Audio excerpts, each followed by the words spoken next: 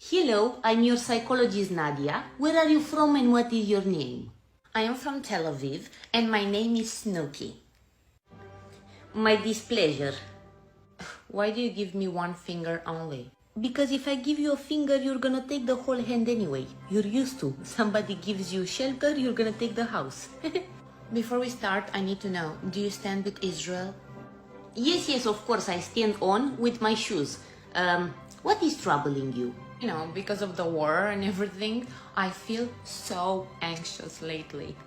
I can absolutely understand you. You do? Of course I understand you. I mean, it must be very difficult to live in a country that is more fake than a coin from Narnia, probably very cheap.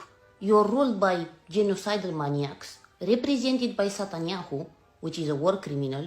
Your own people were killed by your own helicopters. You're a complete disgrace in front of the entire planet, to the point of hiding your passport in the future when you're traveling, because the people will look at you with complete disgust. The blood from your hands cannot be washed in generations. And imagine to realize that you were so brainwashed to think that from a father from Germany and a mother from UK, you're indigenous to the land of Palestine. And also your ancestors rolling in the grave, saying that you're doing the same thing that Hitler did to them. So I understand you, I really do.